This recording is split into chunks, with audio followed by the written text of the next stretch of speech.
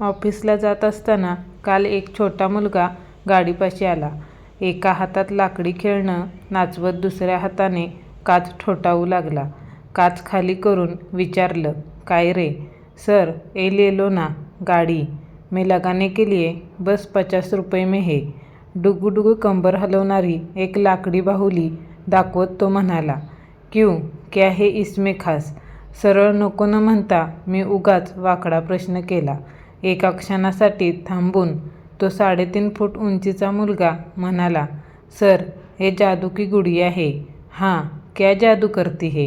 अजून बरीच मोठी लाईन होती म्हणून मग मी पण त्याच्या गोष्टीत भाग घेतला. ए आपके मन की बात समझती है और जो मांगे वो देती है.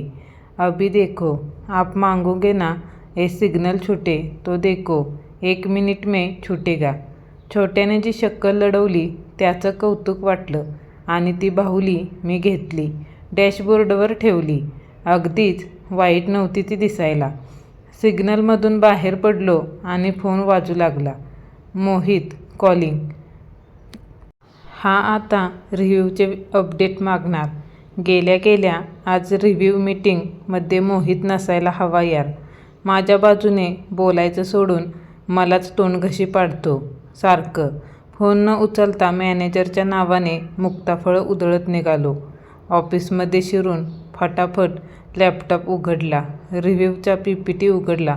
मोहितच्या डेस्कवर अपडेटसाठी जाणार तेवढ्यात मेलचं नोटिफिकेशन आलं. I am out of office, not will sorry for short notice, regards Mohit. हे वाचून मी खुर्चीतच एक छोटी उडी मारली. अचानक त्या पोराचे शब्द आठवले. ए जादू की गुडिया है. अरे खरंच ऐकलं की काय तिने माझी इच्छा. दुपारचा रिव्ह्यू पण आरामात झाला. अप्रूव्हल पण मिळालं. संध्याकाळी खुशीत निघालो. बाहुलीच्या फ्रॉकला टिचकी मारली. कंबर हलवत ती डुलूडुलू लागली. वाटलं जणू म्हणते, सांगा सांगा अजून काय पाहिजे. स्वतःशीच हसत घरी निघालो. आज ट्रॅफिक पण नेहमीपेक्षा कमी वाटत होतं. जाता जाता करीमची बिर्याणी घेऊन जावी असा विचार आला, पण बायको ओरडणार याची खात्री असल्यामुळे नुसताच मूग गिळून पुढे निघालो. घरी येऊन दार उघडतोय तोवर खमंग वास आला. हातातली बॅग न ठेवताच स्वयंपाकघराकडे गेलो. Wow, chicken biryani. तुला कसं कळलं? रविवारी केली नाही तर केवढा मूड ऑफ झालेला तुझा. आज मीटिंग नव्हती ना, मग लवकर आले. म्हणलं बनवू आज. मी मनातल्या मनात बाहुलीला थँक्यू म्हणलं. बायकोला सांगितलं नाही, तिने वेड्यात काढलं असतं. मस्तपैकी बिर्याणीवर ताव मारून रात्री दुपारच्या मॅचचे हायलाईट्स बघून धाराडूर झोपलो. रात्रीमध्येच दारावर ठकठक ऐकू आली. एवढ्या रात्रीचं कोण असेल? बाहेरच्या खोलीत जाऊन कोण आहे असं जोरात ओरडलो. तेवढ्यात एकदम झगमगाट झाला आणि साधारण 50कडे झुकलेल्या, घोळदार फ्रॉक घातलेल्या, हातात छडी घेतलेल्या 3 बायका बंद दरवाजातून गपकन आत आल्या. मी एकदम बावरलो. घाबरत घाबरत विचारलं, कोण तुम्ही? आम्ही तुझी ती बाहुली न्यायला आलोय, तिघी एका सुरात बोलल्या. का? कोण आहात तुम्ही? आम्ही फेअरी गॉडमदर्स आहोत, जराशी स्थूल असलेली मधली बोलली. काय? मी किंचाळलो. अरे तू इतका ढ आहेस का? दिसतंय ना ही छडी, हा टियारा, एक सडपातळ बांधा, ती काठी डोळ्यासमोर नाचवत म्हणाली. पण तुम्ही इथे का आलाय? आम्ही तुझी बाहुली न्यायला आलोय. ती मनातलं ओळखते आणि आपल्या विशेष पूर्ण करते. तिसरी बोलली. पण तुम्ही फेअरी गॉडमदर्स आहात ना, तुम्ही सगळ्याच्या विशेष पूर्ण करता ना, तुम्हाला कशाला हवी आहे बाहुली? मी आता धीटपणाने बोललो. हां, सगळ्याच्या इच्छा आम्ही पूर्ण करायच्या, आमच्या कोण करणार? आणि तसं पण तुझ्याकडे आहे ना अजून एक बाहुली, तुलाही कशाला हवे? स्थूल होऊ दे आम्हाला.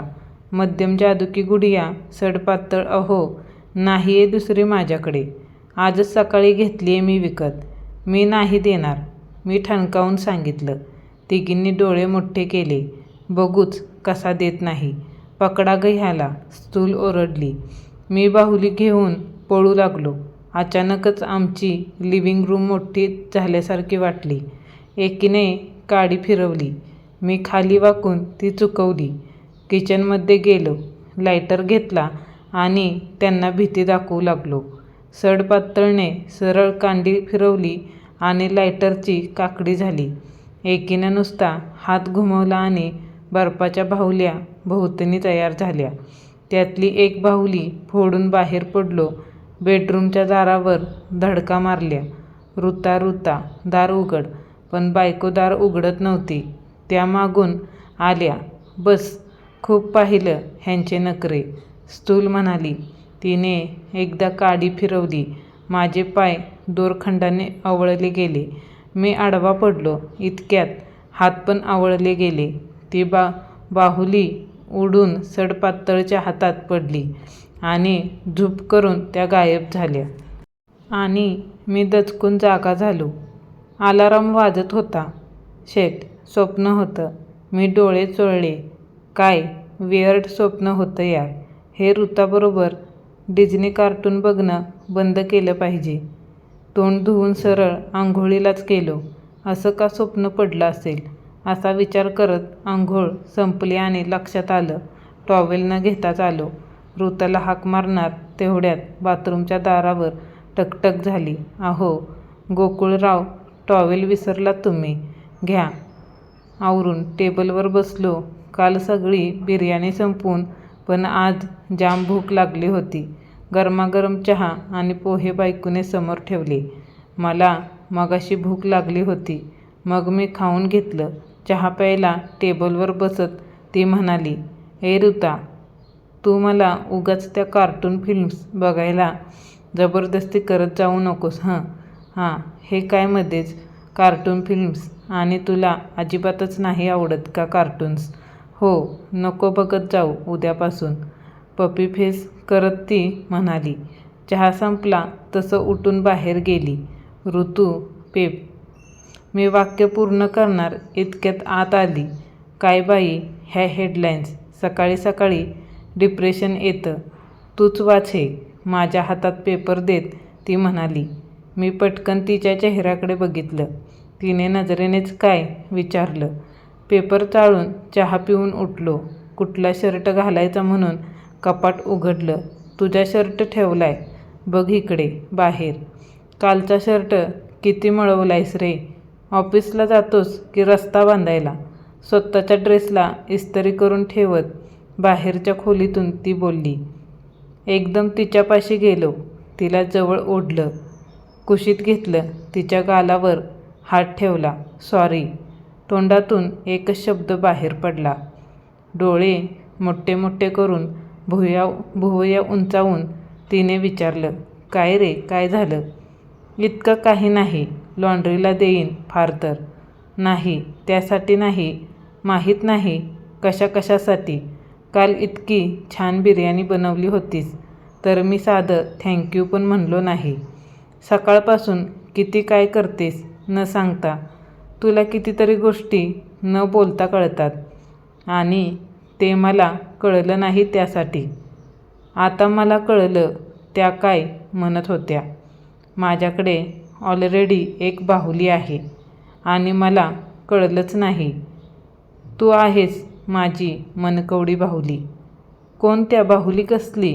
कपाळावर प्रश्नचिन्ह ठेवून ती विचारत होती.